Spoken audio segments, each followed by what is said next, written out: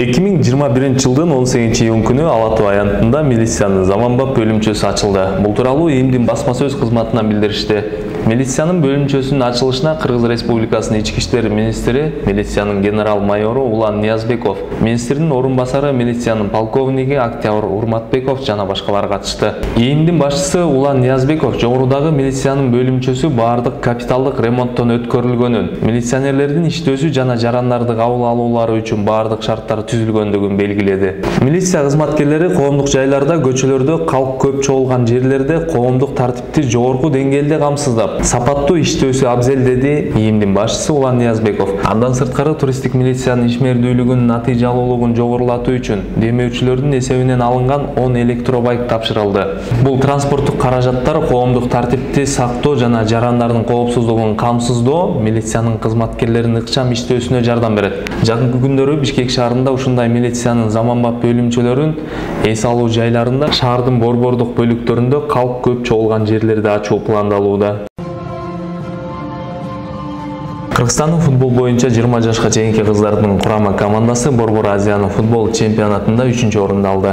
Кыргыз футбол союзу кабарлагандай, Кыргызстандын спортчулары 4 оюнда 2 жеңишке жетип, 6 упай топтоду. Биринчи орунду Өзбекстандын, экинчини Ирандын футболчу кыздары утту. Мелдеш Тажикстандын борбору Дүйшөмбү шаарында 11-17 июнь күндөрү өттү. Кумтор генин иштетүүдөгү коррупциялык иштерге байланыштуу улуттук коопсуздук боюнча мамлекеттик комитет мурдагы биринчи вице-премьер-министр Тайырбек Сарпашевди кармады. Тергөө ал өкмөттө иштеп турганда мөңгүлөрдүн сакталышына камсыз кыла турган мыйзам долбоорун иштеп чыгууга жана кабыл алууга тоскоолдук кылгандыгын аныктады. Мындан тышкары Сарпашев Кумтор Голд ишканасы мөңгүлөрдү иштетүүгө мүмкүнчүлүк берүүгө, Кумтор генинде жайгашкан Лысый жана Давыдов мөңгүлөрүнүн талкаланышына алып келе турган суу кодексин өзгөртүү боюнча документтерди парламенттин кароосуна киргизген. УКМК аны 17-июнда жазык кодексинин 319-беренеси менен шектүү катары кармады. Сарпашевдин жакындары жана жактоочусу буга байланыштуу комментарий бере элек.